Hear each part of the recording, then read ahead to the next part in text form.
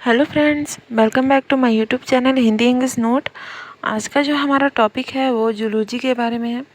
Zoology का जो important question है आपको पुराने क्वेश्चन पेपर से ही पता चलेगा, इसलिए मैंने अपने यूट्यूब चैनल पे केमिस्ट्री नोट के साथ साथ जो जूलॉजी के इम्पोर्टेंट क्वेश्चन है वो सब भी अपलोड कर दिया है। ठीक है, आपको 4-5 ईयर का जो जूलॉजी का क्वेश्चन पेपर है वो मिल जाएगा।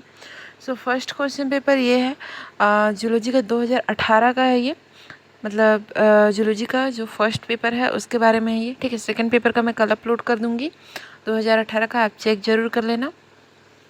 और अगर आपको ऐसे ही क्वेश्चन पेपर चाहिए होगा तो प्लीज़ मेरे चैनल को सब्सक्राइब कर दीजिएगा। टाइम टू टाइम आपको रोज़ मिलते रहेगा क्वेश्चन पेपर। ठीक है, चलिए फ्रेंड्स टॉपिक स्टार्ट करते हैं।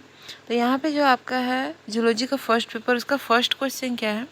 सो इसका फर्स्ट क्वेश्चन है, स्तनधारी के पाचन तंत्र का वर्णन करना है और उसकी तुलना पंछी के इस जो पाचन तंत्र है उसके साथ करना है। ठीक है, आपने अपने बुक में देखा होगा जो स्तनधारी है यानी मेमल्स है, जो खरगोश है, उसका पाचन तंत्र का वर्णन करना है। मुख से लेकर के आपको अग्नाशय, अमाशय जो भी है, आहार नाल, सबके बारे में आपको अच्छे से डिटेल में बताना है, वह पॉइंट टू पॉइंट। और हो सके तो कम से कम 12 से 13 पेज लिखिएगा एक एक आंसर को, ताकि आपको अच्छा नंबर परचेस कर सको आप। और उसकी तुलना पंछी से, यानी पंछी का भी डाइजेस्टिव सिस्टम आपको पॉइंट टू पॉइंट लिखना है और पूरा का पूरा डायग्राम वगैरह भी बनाइएगा, ताकि आपको पूरा नंबर मिले, नंबर कटे मत। फिर है आपका जो पंछियों के कंटूर है। ठीक है, एक पंछी में कंटूर पाया जाता है, यानी कि ऐसे पंख होते हैं, वो थोड़े से उसमें अस्थियां होती हैं, अस्थिल होते हैं, वो सारे पंछियों में पाया जाता है। तो उसके बारे में बताना है कि वो कंटूर क्या है, मतलब पिच के बारे में आपको बताना है। और मछलियों के सल्क, यानी कि मछलियों के सल्क हैं गेनोइड, टिनोइड, उसके बारे में आपको बताना है। प्लेकोइड, ये सारे जो सल्क हैं उनके बारे में बताना है आप लोगों को, मछलियों के बारे में। ठीक है, बहुत ही इंपॉर्टेंट है, सल्स पढ़ ही लेना। 2023 में भी आया था, 2019 में भी आया था, 2018 में भी आया है, समझ सकते हो आप कितना इंपॉर्टेंट है।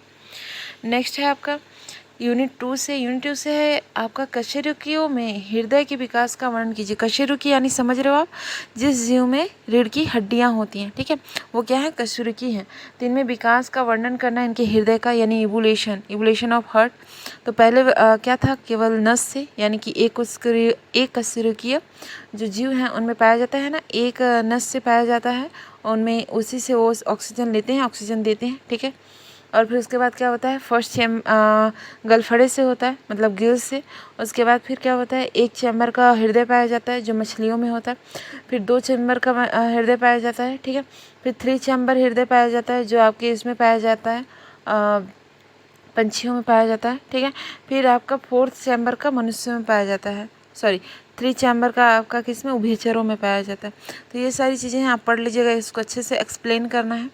ठीक है, नेक्स्ट है आपका किडनी के विकास पर एक निबंध लिखना है। जो किडनी है ना हमारा, उसके विकास, उसका भी विकास हुआ है जैसे हृदय का हुआ है, तो उसका भी आप लिखिएगा और याद कर लीजिएगा।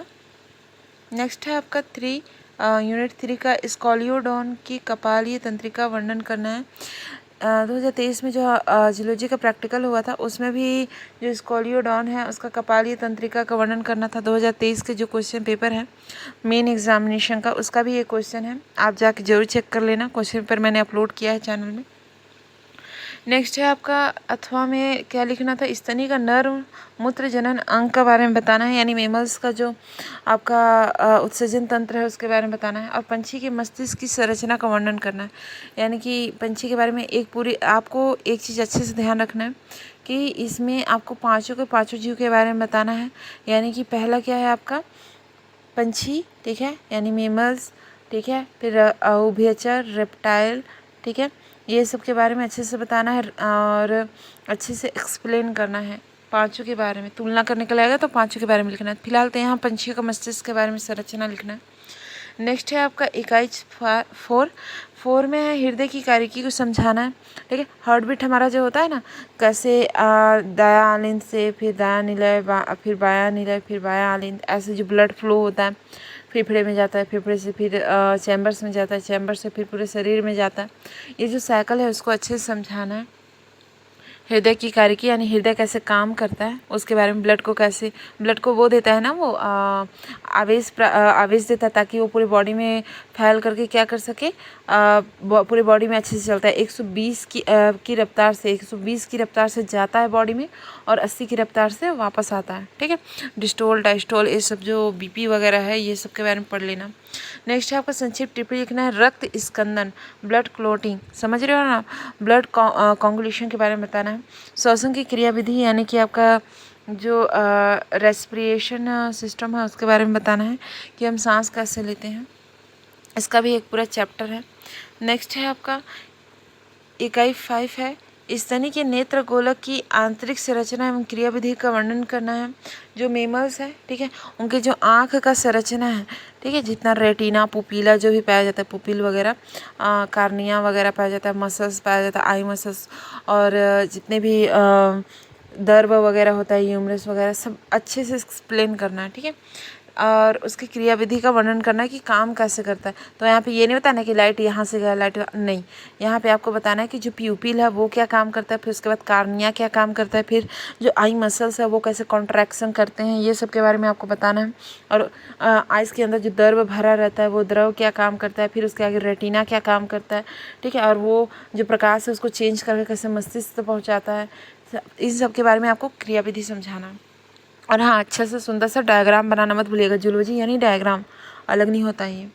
नेक्स्ट है आपका संक्षिप्त टिप्पणी लिखना है, आंतरिक कर्ण की संरचना यानी कि जो आंतरिक कर्ण यानी यहाँ पे मेमल के बारे में। ठीक है, मेमल का स्ट्रक्चर, जो इंटरनल ईयर है, मतलब कि जो ईयर ड्रम वगैरह है, ईयर जो द्रव है उसके बारे में बताना है। ठीक है, इसको अच्छे से, और जो कान में 3 हड्डियाँ पाई जाती हैं, पता है ना, सबसे छोटी हड्डी कार्पस इसी में पाया जाता है, कान में। नेक्स्ट आपका तंत्रिका स्पंदन के बारे में बताना है, तंत्रिका कैसे काम करता है, तंत्रिका कैसे कॉन्ट्रैक्शन करता है, इन सब के बारे में अच्छे से बताना। आई होप फ्रेंड्स मेरा ये जो वीडियो है आपको ज़रूर पसंद आया होगा, आपको समझ आया होगा कि कितने इंपॉर्टेंट क्वेश्चन है ये सब। ठीक है, और 2018 है उसका सेकंड पेपर का मैं ज़रूर अपलोड कर दूँगी, और आपको केमिस्ट्री का जो भी नोट चाहिए होगा मेरे चैनल में ज़रूर आप चेकआउट कर लेना। BSc सेकेंड ईयर के जो नोट्स हैं केमिस्ट्री के वो मैंने अपलोड किए हैं अपने चैनल में।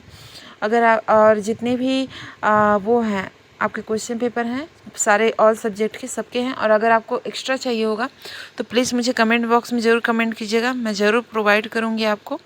आपका जो भी क्वेश्चन पेपर की मांग रहेगी उसको मैं ज़रूर आपके लिए उसको अपलोड करूँगी। ठीक है, सो थैंक यू फ्रेंड्स, आज के लिए इतना ही, मिलते हैं नेक्स्ट वीडियो में।